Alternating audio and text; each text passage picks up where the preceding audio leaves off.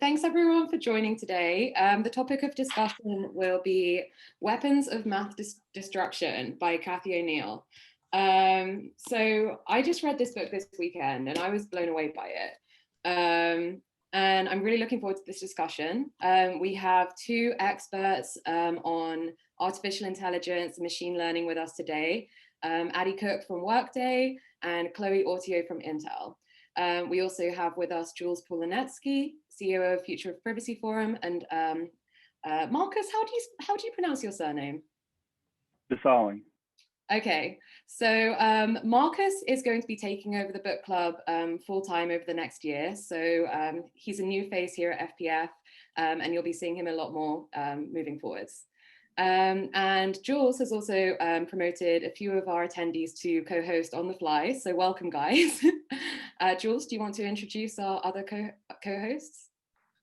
I'm going to let them introduce themselves because our goal is to make this not like a panel or a program, but when we started, I guess almost a year ago, like many of you, I had a stack of books that I really ought to be reading as somebody who's supposed to be, following everything that's going on in this world. And the stack was piling up, and that's what a book club floor is, right? Because you set a date and you're going to talk about it. So you got to read it by then. And that has forced me to kind of go through my reading, and then it's always fun to talk to smart people. So those of you that are in the audience are in the room as far as we're concerned, please raise hands. We'll try to bring you in to speak, to talk. Our goal is, kind of just to have a chat. For a while, we were having the authors, which I think was fun because it's fun to hear from them, but it was also making it like more of a program, right? Like a speaker series. And we already do hundreds of those. I'll probably still try to get some of them because it's been really cool to hear from a couple of them. I couldn't get Cathy O'Neil. She became a giant celebrity after this book. So good for her. I could have, but it would have been a huge speaking fee, and that wasn't in the plan. So without any further ado, let me just ask Sarah, Peter, Becca, just to introduce themselves, and we'll jump into the conversation. Becca? Sure. I should start out by saying I'm completely a sham panelist right now because I did not read the book.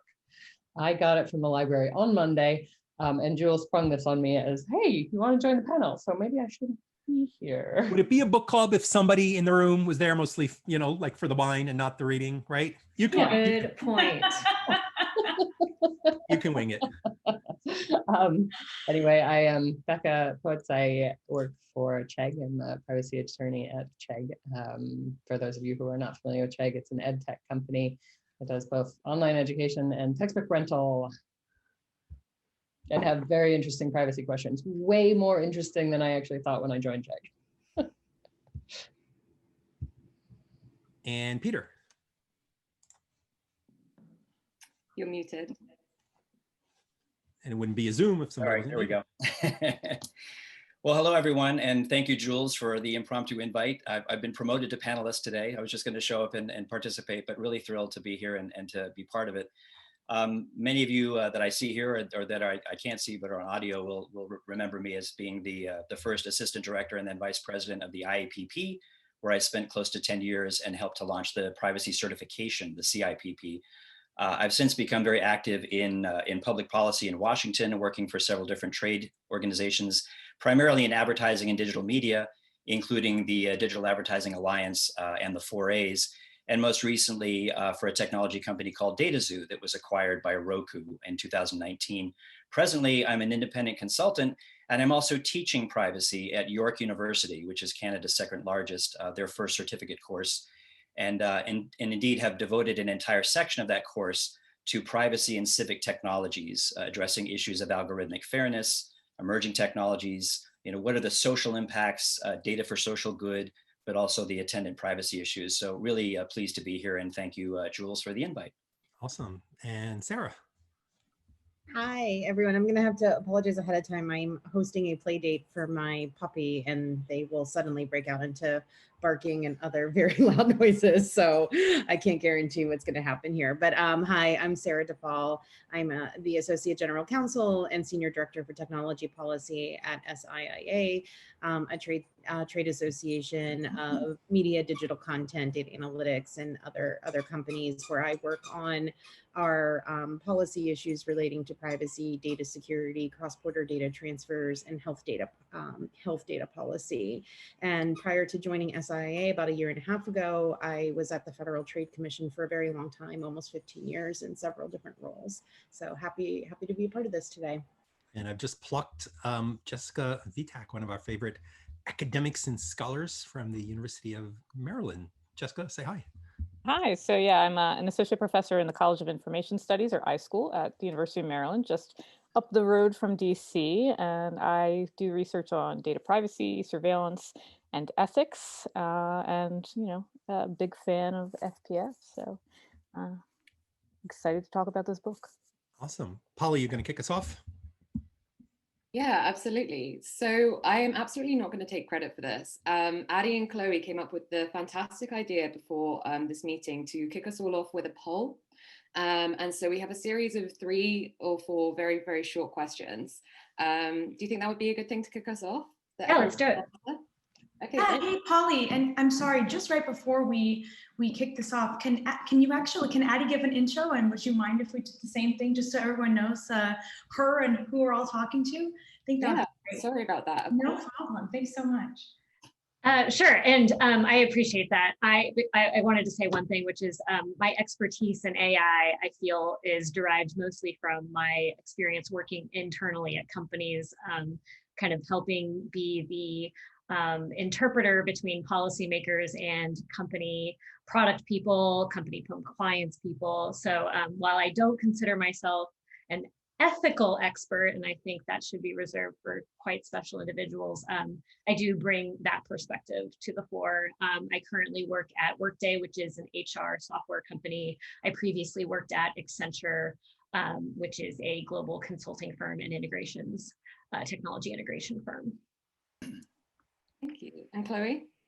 Sure, really quickly, my name is Chloe Autio. I see a lot of familiar faces, and thanks for doing this, Polly and Jules and Marcus.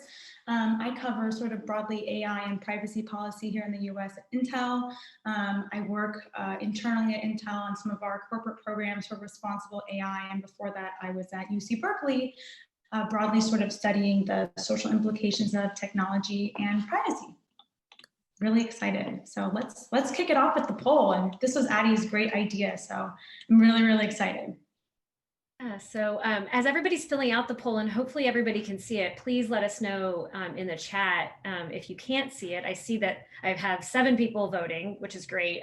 It looks like people are reading the very long options that you have. I thought this was a great way to first kind of zoom out of Cathy's book, because I feel like like many of us, Jules and I were talking in the beginning of before we started, that you kind of walk away with one of 2 conclusions, that it's either really alarmist and not productive, or you're like, thank God somebody is raising the alarm. And again, as the person who thinks a lot about kind of translating this from policymaker to internal product person, this is sort of the sweet spot. I feel like we try to put these questions, okay, where do we go from here? So we put a bunch of use cases. Obviously it doesn't capture the entire universe of use cases, but I think it'll lead to some really good conversations that I know that Jules also has been noodling on. For those of us that are maybe not on the latest Zoom, is it possible that we're seeing it but can't figure out where to click to vote? I see a couple people saying they can see it, but they can't choose. I have 28 out of 68 who have voted. So some people can see it. Where is it? Is there maybe making the screen bigger? Yeah, a few people are having trouble hitting this selection. Yeah, it's showing there's just not an option for 2 entries or a list. Got it. It also took me a minute to realize you need to scroll. Like, it's not a question submit, it's all of the questions. Oh, you scroll down, and then once you answer all 4 or 3, whatever, then you can click the submit button. Oh, thank you, Jessica. That's great. Yes. Yeah, and apologies for that. I didn't allow for people to answer too, so that's my fault. But for those of you who are joining after this event because it's recorded. The questions are we give 10 options of different type use cases, 10 options of different use cases, and we ask, which would you regulate first in the next Congress? Pick one, pick two, or all of the above or none. Which would you ban? Which would you accelerate? And then the final question, I've now given my answer, so I can't see it. Which would you launch a campaign to regulate first, and it divides between public sector and private sector use of AI?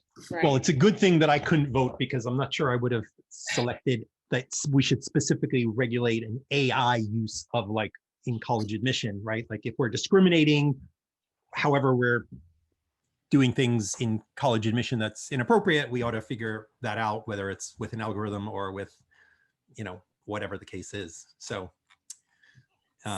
maybe you would have selected all of the above. Or, well, yeah, okay, all of the above, right? I guess comprehensive privacy legislation, if done well, would regulate all of the above. Okay. But I think you're getting to a really important point, Jules, which is, which is, I think, another point of the poll, which is this is really hard to do in a vacuum. It's not black and white. A lot of it is more of a conversation around governance of the technology, oversight, transparency, and in some conversations, the tone seems to be leaning towards let's just stop it, let's just ban it until it's ready. And I feel like that's kind of the tug that we're in right now. So just looking at the results, a lot of regulate and ban predictive policing. I'm not going to close it yet. We're at 52 of 70. So look, and there, it keeps ticking up. So I'll hold it open just for one more minute. How about that? Sure. I think that in the predictive policing space and in the criminal justice system in particular, it is quite troublesome from my perspective because, you know, the justice system, I always think that, and I think that a lot of people would agree that, you know, that should really judge you on an individual basis. You know, it's not a policy. It's if there's a court case against you, if you're in the criminal justice system or the justice system for any reason, then you would want your case to be heard on an individual basis rather than predictive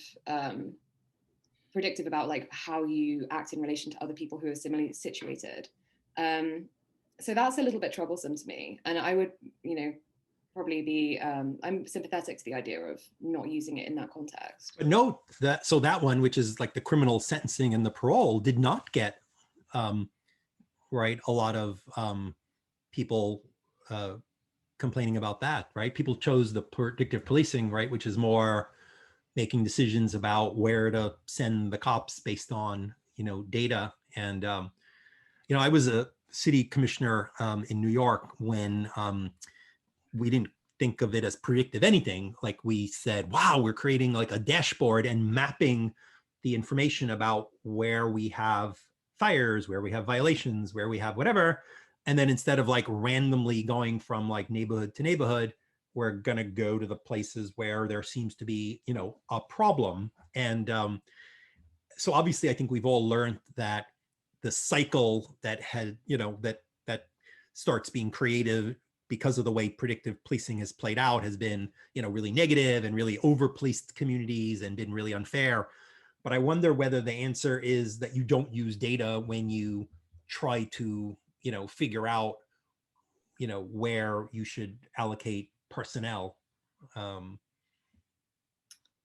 Yeah, and then what Cathy speaks about in her book in relation to that is that feedback loop, because the more that you deploy police officers to a certain location because there's a higher crime rate in that area, the more arrests you make in that area, which then contributes to more data indicating that you should go back to that area to arrest more people. And so it's kind of a self-fulfilling prophecy in a way. And if you don't kind of question the underlying model, you could use it to actually justify the model in the future. And she kind of gets to that point as well about, you know, the incentives that actors have in deploying these models can sometimes not be aligned with, you know, the optimal outcome or the optimal situation, which I find really interesting.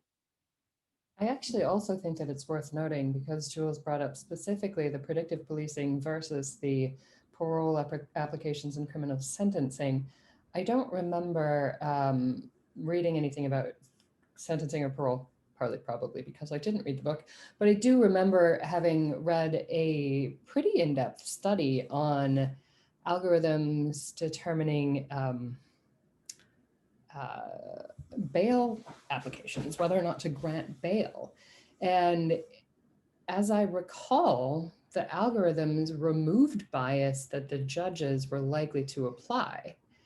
And so I see both of these as like potentially relying on AI and data to remove rights that one might otherwise have. But humans are inherently biased as well. And so balancing those two against each other is difficult. And I find it really fascinating that we clearly trust them more for parole applications than predictive policing, at least the 80 of us on this call. I feel like the thing that's absent from this, and even going back to Cathy's first example, or her major example of the DC public school system, was it seems like in bail discussions, in even predictive policing discussions, in education discussions, it's lacking some critical stakeholder input, right? It's local governments in a lot of cases procuring a system, using the system. Sometimes, and Jules, you know, as from a city commissioner, we value, you know, kind of your insight here. Like, at what point should the commission, should the city council be notified? Should the school board be notified about the deployment? What responsibility do they have to make sure that the proper stakeholders are consulted before it gets to, you know, hurting people's livelihoods? I like best, I guess, the areas where she really got into the places where there really wasn't a clear, like, do or not do. And I think in the case, I guess she talked about the Compass one, and she also talked about the using an algorithm to help caseworkers decide whether to send out, you know, an investigator for social work, which I think later became a big flap. A study was done showing that one of the areas that used that algorithm, whether you got public benefits, whether you were on welfare, fed into it. And so the concern was that being poor meant you were more likely to have, all things being equal, a caseworker sent out. The bad thing is, it is actually a predictor, unfortunately. And so do you say, that's not fair, I won't consider it, so sorry that some kids will, you know, be hurt or you know, or killed, and not, you know, followed up on? Or do I accept that I'm going to have this negative externality and like try to fix it in some societal way? Yes, I think it was Virginia Eubanks, automate. And I think that's, you know, the parts of the book where she kind of shows there isn't like necessarily, like, get to the point where you identify, instead of just don't realize that you're creating this problem, right? Identify that you've got this problem and lay it out, and then make a societal judgment about, like, weighing that, you know, there's no good answer here. So maybe in the policing, in the sentencing one, we care more about, you know, never putting someone in jail, keeping them in jail when not, even though there's some risk of reoffending, you know, as opposed to the latter. So I actually, when I read that example, I actually took this to, in my spare time, I'm a court-appointed special advocate for children in the foster care system. And I asked one of our CASA supervisors this question: what would you do with this system? Have you heard about it being used in our area? I live in Arlington, and it's Arlington, Alexandria. And the response I got was she could see it would be really useful for allocating resources appropriately. They're obviously overworked and under-resourced. And she also pointed out one thing that I think Cathy sort of points out, but she gets to later, which is that even if you had a system that helped you identify at-risk families, it would likely be used mostly to do offering services, providing resources, ensuring that that family had everything they needed, it's really unlikely, and it's not admissible in court to use a recommendation engine to remove a child.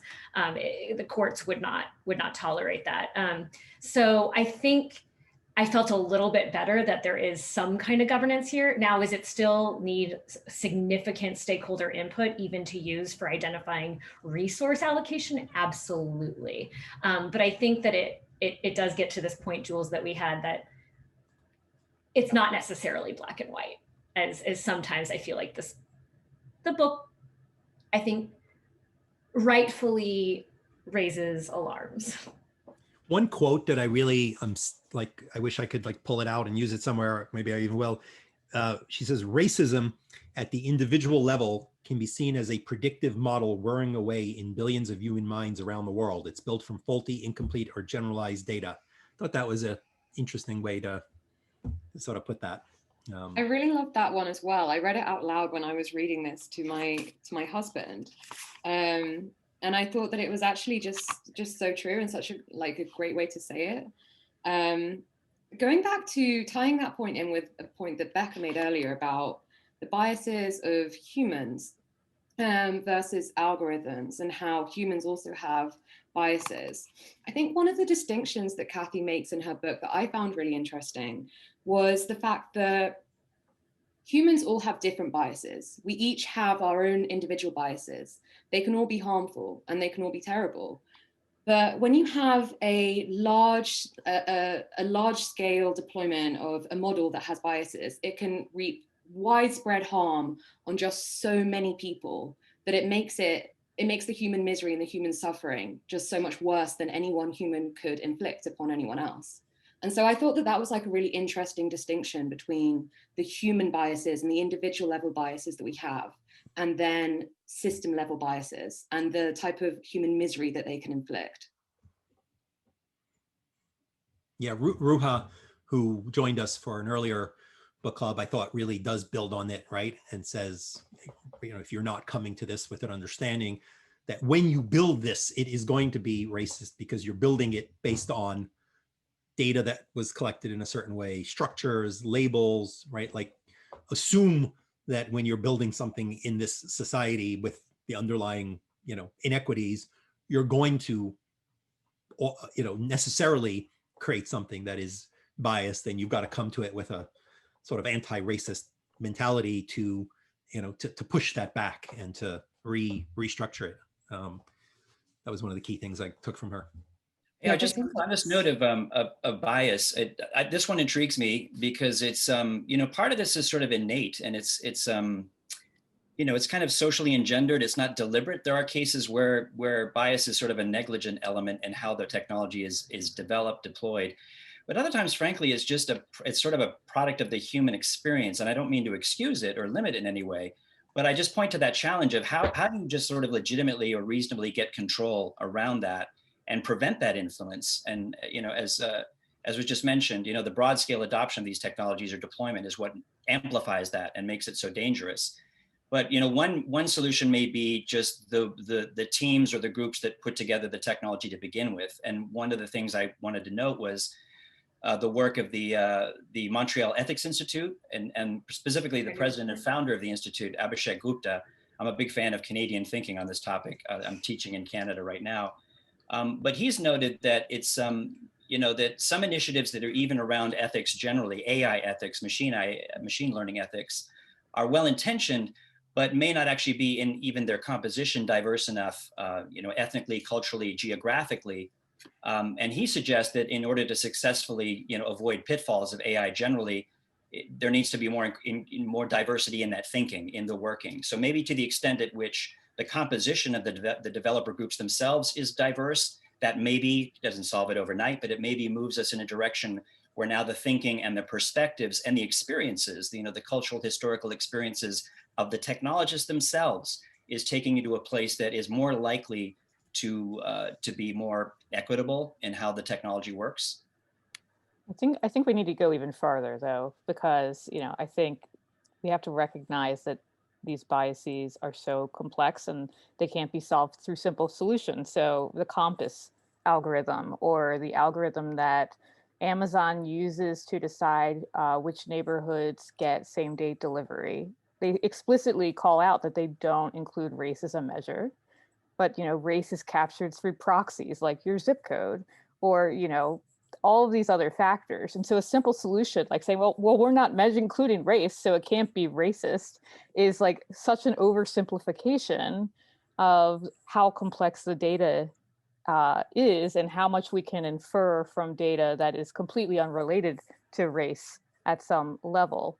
Specifically if we're talking about racist algorithms here. And I think a lot of this goes back to literally just educating and curriculum for computer scientists, in high school, at college, and building that curriculum throughout their experience so that they're taught to immediately be asking these questions when they're building tools. I think diversifying both the teams themselves, the companies, the ways of thinking are also really important, but like we need to go back and start doing this early, not just expecting that they're going to have some kind of training, when they started Google or wherever, and they're going to be like, oh yeah, now I'm completely ethical and I recognize all of the complexities of this. I would totally second that. Yeah, and I think, I don't know if many, if I can, I'll try to pull up a link to it. I don't think it's referenced as much in this book, but I know that Cathy did publish an opinion piece on this exact topic related to, schools and, institutions of higher education teaching computer science need to have a lot more focus and responsibility to train their engineers and data scientists of the future to have more intensive workloads or emphasis on the importance of this kind of work. And I know that was a controversial article at the time because it's, at some schools, they are really having a big push on this, but I'm gonna try, just to note for everyone, I'm gonna try to dig that up because I think it is an interesting new discussion. Go ahead, Joel, sorry. No, you're making a good point, but so Jessica, I think clearly training so that someone isn't surprised and they actually, go in and they look and they understand that there are going to be issues and they have to identify them. But I feel that gets us halfway. And then I see, or at least the issues that people bring to us all the time, right? They kind of identified that there might be an issue, but they actually, but they don't know when they're supposed to expend cost or inefficiency or whatever to rectify that. And maybe a good example is Professor Swati Gupta of Georgia Tech did a wonderful presentation, where she shows and explains why in low-income neighborhoods, the corner grocery store is more likely to have empty shelves than the wealthy high-volume area. You would think the place with like big, busier turnover would run out of stuff more, but the algorithms that optimize for making the most sales make sure that the busiest place is always stocked. And that is economically, what is sensible. Should the business say, it's not a good look for us to have stores, smaller stores, which happen to be in low-income areas, more, running empty earlier than the wealthy stores? And like, what's the balance there, right? Is it a societal priority to have full shelves in an equitable way? And if it is, then fine, and it might cost you some money, but you should balance for full shelves, right? And it's not the kind of thing most companies are necessarily going to think of. If you tell them that it is discriminatory and it's illegal, then they get it, right? But there are all these areas where we treat people differently because of income, because of whatever, and maybe we all intuitively understand, I don't have to market a $100,000 sports car to people who maybe, aren't my customers. But then there's this vast set of other areas where, is it a PR thing? Is it, a view of ethics? And I don't know that companies have the ability yet and seem to be looking for guidance for someone to sort of judge, this is fair, go make a contribution to the cause to solve the problem, but you can't fix it, in your own. So I don't know, I wonder what I know, Jessica, you thought about these sorts of things. What's your, is it obvious to you, and you do a lot of ethical review and IRB type stuff. Is it, is the outcome always obvious in these I think especially when we're talking about companies, this tension between profit and kind of moral responsibility, whether they should have one, unfortunately, until these companies are directly incentivized to be focusing more on it, they're answerable to their shareholders. And so what would be the motivation to not employ an algorithm that is most efficient and optimizes profit and is ensuring that the wealthy people are going to be spending more money? You know, I think there certainly are companies out there that are more ethical than others, but it's like how we need to rethink about how we incentivize companies to be potentially, taking a hit on profit in some small ways, but they're providing access to folks who otherwise would have a challenge. I use the example of the same day delivery with Amazon because I just taught this in my algorithmic bias lecture. But the idea is that a lot of these folks, a lot of poorer folks, might be living in food deserts. They might not have a car. And so things like Amazon Prime Delivery are super important to them. And in many ways, more important to them than to wealthier people. So let me push you on that. So Amazon, big and wealthy enough that when this was pointed out, were able to say, fine, we will just spend the money and everybody will get whatever. A startup that was rolling out speedy delivery and starting in the areas where they had customers might not be able to take a huge hit and would do business first with the customers that were most profitable. Walmart or a retail store with a physical base doesn't necessarily put its store in places where, right, we have food deserts, but we kind of can't tell the retailer, go do business there and lose money because the turnover, isn't what you want, right? Like, so how do we, well, this is obviously a part of a bigger economic issue with, duopolies and all the stuff that I'm certainly not an expert in that space. I mean, you could imagine a startup that being their thing where they go more niche and they focus on like, well, we're trying to be more equitable. I don't know if that would succeed, but the way the market is currently structured with these giants like Amazon and Walmart, I feel like a lot of startups don't have a choice. They can't try, they feel like they can't be taking these risks or spending more money in ways. And so, this goes back to regulation and, a very Elizabeth Warren perspective of breaking up all of these giants. Yeah, no, but imagine if you were regulating this, like what would your regulatory principle be? Like, do we have a principle of equity in full shelves or equal access to speedy delivery? Like there's thousands of issues where, the economy versus the utility versus when did society say, have consensus that this is what, and it doesn't have to be a law, it could be a best practice, it could be like, I think people want to do the right thing, but I think they, in some cases they're clueless and they don't appreciate it and it gets pointed out and then they're embarrassed and they scramble, right? But I do think there's a bunch of areas where like we gotta tell them this is where we expect good behavior to go. And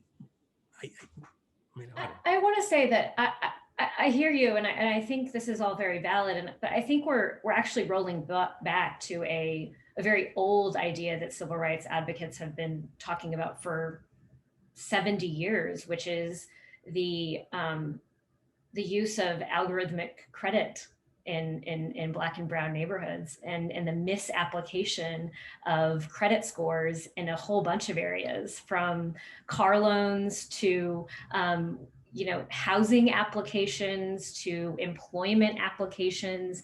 It's still legal in many states to deny somebody housing based on a bad credit score. Only New York passed in 2015 a law to make it illegal to use credit scores. And when you think about grocery stores, these are all byproducts of much bigger structural problems that a lot of civil rights advocates would attribute to the opaqueness, the lack of transparency and accountability in credit. And I think Cathy mentions this a little bit when she talks about the Florida Consumer Reports case using credit scores and clean driver's license, but how you could have a really high credit score and a drunk driving knock on your record, but if you're poor, with a low credit score and a clean record, you're still going to pay more. And I feel like this is an old algorithm problem. The FTC put out a post earlier this year talking about how they have a lot of experience with credit algorithms, but I think there's still a long way to go. Yeah, I'm really glad that you raised that actually, Addie, because I really wanted to speak about that too. Like, what is an appropriate proxy in the situation? And I remember that quote she said, it was something along the lines of, it was quoting Consumer Reports, is like, judge me by the way that I drive, not who you think I am. You know, I thought it was really interesting. And then the fact that she says that credit scores are used widely because autonomous machines can process them efficiently and at enormous scale. So it's about efficiency, you know, to use a proxy that might not actually be the appropriate proxy in the circumstance. But yeah, I just wonder if anyone has any thoughts about that. I feel like that's an invitation to trade off privacy for a different metric though, right? Like, here, I'll take your little gadget and plug it in my car so that you can watch exactly how I drive. I'll give up a little piece of my own privacy so that you can track what I'm doing in order to get a rate that someone else would be accorded on the basis of their credit history. Makes me think about Dana Boyd and Kate Crawford's provocations for big data piece that came out like 8 years ago, and recognizing some of the things that they bring up, like more data isn't always better data. And so I think when we think about algorithms, to go back to the example of like child and youth services, if it's a complement or supplement to what the social workers are doing in evaluating these cases, I think it might be more beneficial. If you're taking that algorithm and you're replacing them, or you're, you know, applying it at scale, because you're right, it is absolutely about optimizing efficiency, you know, taking the fact that we have millions of, you know, people on these different platforms, and this could never be completely analyzed by humans, and simplifying it, but we can't replace it. We need to be recognizing that these are a lot of these human situations, like deciding if there's neglect in a household, should not be determined solely by a machine. That people can then take that data and use it in their evaluation. So I think, you know, there probably is a happy medium here, but algorithms are not the solution when it's just like on their own and they're making decisions and policing and all these other things. I think this comes down to really, I mean, just to boil it down very simplistically, down to there's the human bias element. So like what biases, subjective sort of interpretations, perceptions, prejudices are actually getting into the code. And clearly the other part is the automated decision part of it. And of course the scale, I want to leave that out. But, you know, that sort of begs the question of, is the solution to simply come to agreement to the extent it's possible, where some of these areas like credit are not allowed to be machine determined, where that, I mean, it's going to slow it down, but where that's got to have more human intervention to it as a particular path. Or if that wouldn't even solve it because, you know, the bias element is still there because it's a human. You know, there's the example she gives of the how orchestras, once the hiring started being done. Did I read recently that now that's become a problem because of other, you know, inequity, like it's all white, or I don't know what it did. But I understand there's a movement to end that because of how it's been working out. Anybody read about that? No, maybe somebody in the audience. I guess maybe it starts getting to the issue of whether being, you know, blind to some of the race or ethnicity data because of maybe privacy laws or special category sensitive data is going to make it harder to, you know, understand whether or not you are doing anything discriminatory. I know this is, we've all argued this to some of the Europeans, I think, and, you know, with initially, I think, some skepticism, but it just recent conversations, people, I think, are starting to look a little bit harder at whether or not, because of people limiting touching or collecting special category data, it's hiding some of the information you need to make sure that the data or the algorithm isn't biased. I think that sort of goes back to what I think it was Jessica saying earlier, though, right? Is that we need to, and I think what Cathy said at one point in the book, it was, you know, calling, in order to avoid unfairness, we have to address what is unfair, right? And limiting these categories or characteristics around race or other elements that are sensitive. I mean, I don't think Cathy provided necessarily a solution, which is sort of what we're talking about here, but we do have to, I think, address that.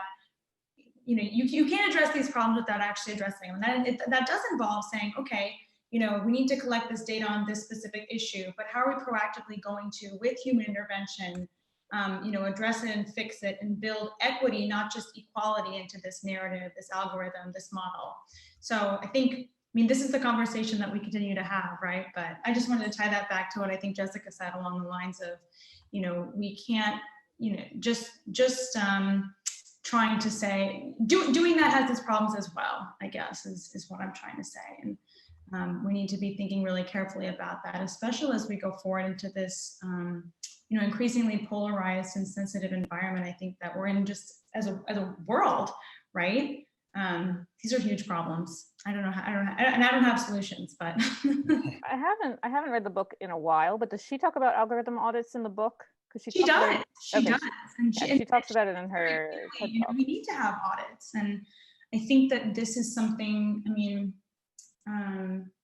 I think it makes a lot of sense. It does, and it's definitely the future, and you've seen it pop up in some pieces of legislation. I'm thinking specifically of Booker Wyden's impact assessment legislation, but I've been tracking the audit piece really closely. Again, going back to like, what value do I bring to this conversation? It's like translating policymaker to internal compliance person.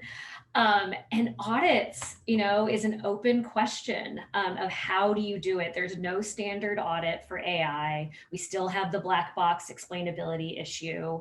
And I think, stakeholders in the UK, in the EU, I'm separating the two now, are trying to think, how can you build an auditable approach, but thus far, the major accounting firms aren't offering widely available auditing services. There's third-party tools, disparate impact assessments. I do think companies have an obligation to be transparent about how they self-audit in lieu of an international best practice or standards, but it's a work in progress and definitely something we should be working towards. That brings me back to, Jules, a few months ago, we had read The Ethical Algorithm, and I think I was a panelist for that book club. And one of the things that really struck me from that book was when they said that the issue of auditability is probably the least developed science when you're looking at issues you get with respect to equity and ethics and bias in algorithms and algorithmic decision making. And so I think for policymakers, the question is going to become, one, educating that you can't just put that in as a standard and expect that it's just going to work. And it has to somehow, perhaps through policymaking, through regulatory frameworks, look to incentivize the development of what that standard should look like. Because we're going to have to address this on the front and the back end in order, I think, to get to the results that we think are most equitable and fair as a society. But I'm really concerned that that seems to be where everyone goes, at least at the regulatory level. And what does that mean if you create a standard that nobody can fulfill or can't fulfill it uniformly? And how does it deliver agency? Who did the paper about like that there are at least 50 or 15 definitions of fairness? Was it Solon or Arvind or one of the more, tech savvy? I think it was Arvind. Yeah. Right. So like, yeah, exactly what's the fairness definition you're going to be looking to assess? I will note that the civil rights groups have been very, I think, careful and thoughtful and precise, and they've kept the focus on traditional civil rights. Don't now, because of some proxy or because some algorithm, but lose protections that we have in law and that are protected and so forth. And they haven't kind of proposed many of the ethical kind of, is that really fair to people of different incomes, blah, blah, blah, when it's not actually tied to the areas where I think we have, decent consensus and certainly law and protection about civil rights. So I think that's sort of the, in Europe, it's like, where are we going further than, things that are legally discriminatory, or if they're not legal, we all agree they should be because they end up having, kind of this effect, right? And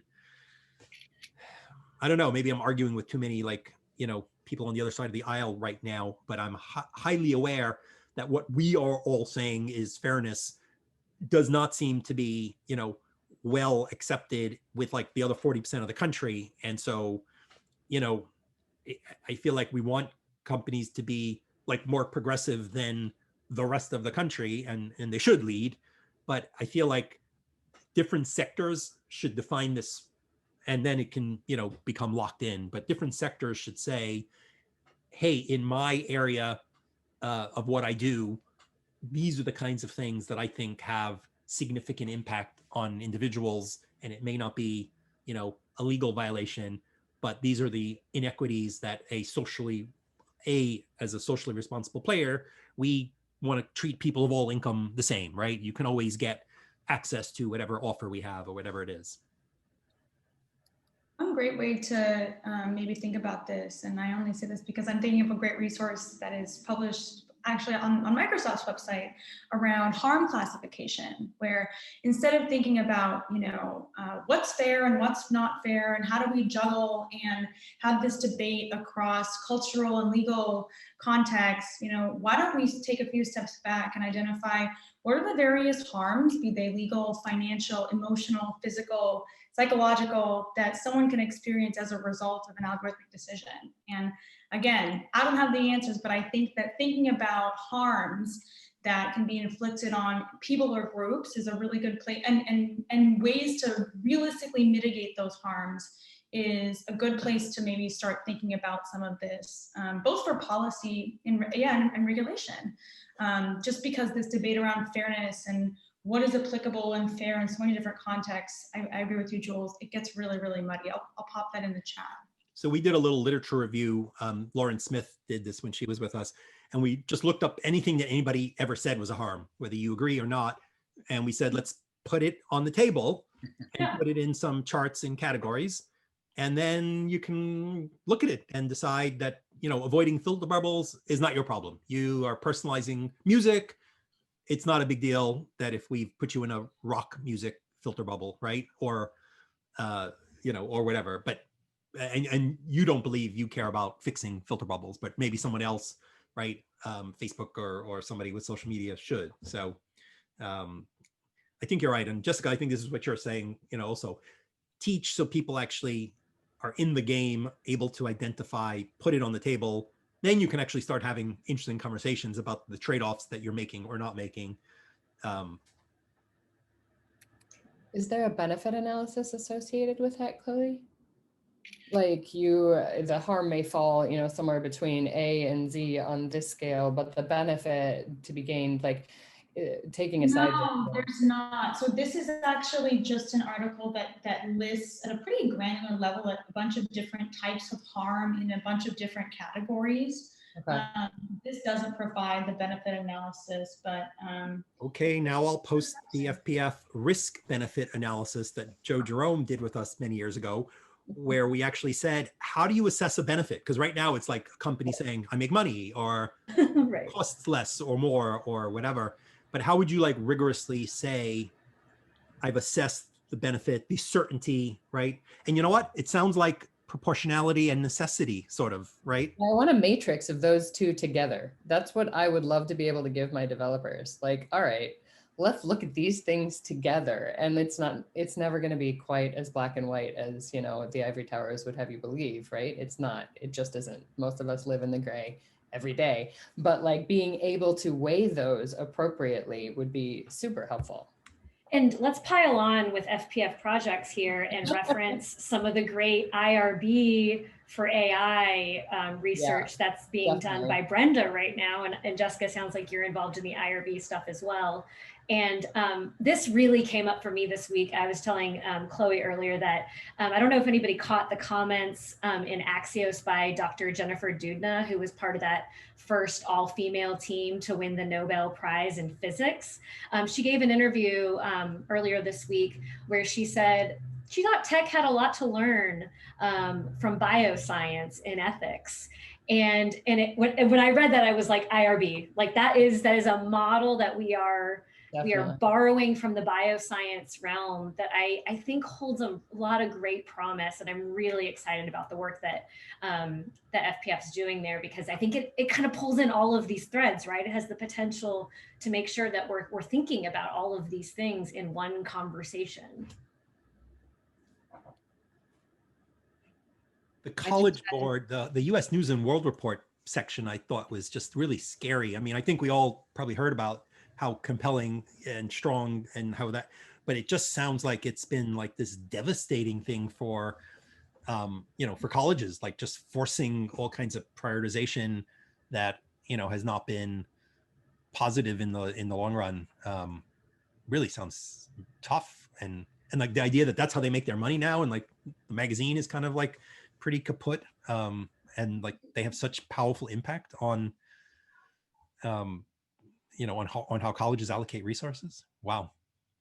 I too found that really disturbing, but like, so that was like just, oh, this is such a awful thing, and why? For what, right? Rankings, especially for when Cathy said what she meant. And I guess what I'm trying to say is it harkened back to this, you know, kind of but why question that keeps coming up, because as she mentioned in the book, you know, these rankings aren't encompassing of friendships, of happiness, of low stress, you know, among students. And it's like, gosh, you know, the problem that we continue to talk about in this book, like, why aren't we measuring for those things? Yes, they may be harder to measure, but like, what are we really optimizing for? And I think that was the chapter for me that was like, wow, we are really optimizing for the wrong things, and for our young people too. I mean, I'd be really interested to hear what some more of the educators think about on this call, but I agree with you, Jules. On that chapter, I was like, this is just so bad. I don't really have anything else to say.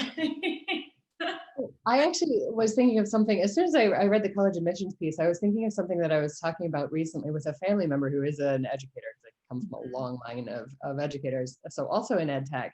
And we had like a fascinating conversation last year about a new AI-driven algorithm that tracks student movement across campus with their key cards, right? So it's access-based and identifies students who are at risk for academic issues based on like a wide algorithm, things like you know, how frequently they use the library, or if they're going to help office hours or help after hours, those sorts of things, and is able to identify students and flag them for earlier interventions. And they actually documented a really strong positive impact from that. And meanwhile, as a privacy like expert, I'm going, that sounds really creepy. But like, there wasn't a negative one. There wasn't any sort of identified negative bias other than the potential creep factor. Obviously, this is probably coming from a vendor that's going to not tell you what the negative options might be anyway. But it was just sort of fascinating to have those really positive interactions with an AI-driven technology on the student side after all of the College Board drama and whatnot. Well, resource allocation is what you're talking about again, going back to the Child Protective Services example. Kind of building on this resource allocation question, and also like the identification of people who are perhaps at risk or in need of support, I thought, just to flip that on its head, a really interesting point that Cathy makes about the insurance industry, I thought was just, it really blew my mind. And she says, you know, surveillance has changed the very nature of insurance, right? Traditionally, it drew on the majority of the community to respond to the needs of the few, you know, to balance society's risk. And now in modern times, insurance companies can easily pinpoint who's risky and charge them more and deny them coverage. And this undermines the purpose of insurance. And I just thought, that's so interesting. That's not why insurance was created. When we were in small villages and we wanted to balance the risk of society, you know, that's not how we treated people who were at risk.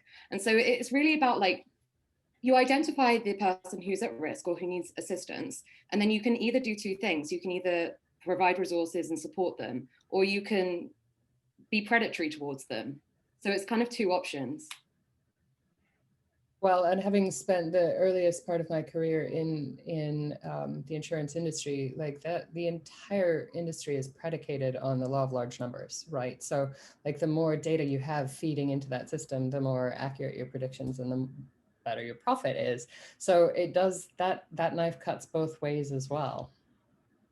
I think the other thing I want to add in terms of higher ed, as somebody who works in higher ed, if you're going to build an algorithm that's going to help do this kind of early detection, you better have the resources in place, because higher ed is notorious for not having many, especially in the area of like student mental health.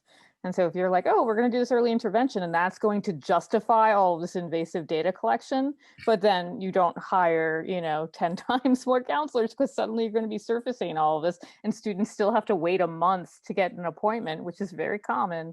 Then in that case, the benefits clearly do not outweigh the risks. It is just collecting data and being invasive.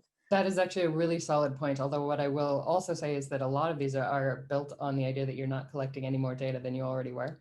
In this case, because it's for security reasons, right? You're logging access and keycard access. So, yeah. So quick ideas as we hit the top of the hour for suggestions for the next book. I'll mention one that's like on my shelf now. I like these little books now also that I can.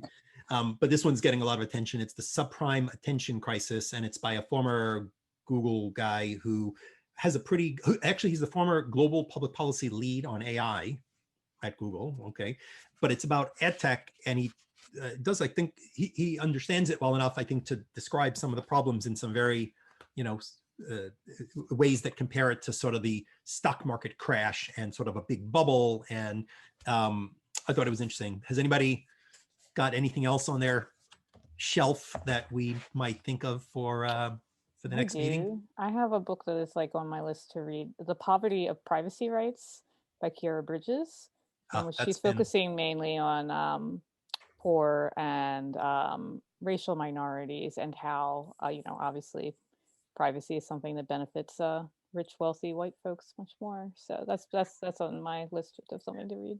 That has been in our queue, actually. Yes, this one outvoted it the last month, but maybe that's a good suggestion. Anything else that anybody else has on their? Yeah, I've got one, Jules. I don't know if you've encountered it. It did come out in 2020. It's called the Smartphone Society. It's Nicole Ashoff. The Smartphone Society: Technology, Power, and Resistance in the New Gilded Age. So it's sort of this notion of mobile technologies, surveillance, civic changes, social media. But this, importantly, the sort of intersection between society and technology. It's very well written. Awesome. Well, hey, thanks everybody. I know people have got to drop for the next thing. So thanks for reading. Thanks for chatting. Polly, thanks for leading. And all of you for schmoozing with us about the book. Thanks, Jules. Thanks, Jules. Thanks, everyone. This was fun. Thanks everybody who joined in the audience. Yeah. Bye.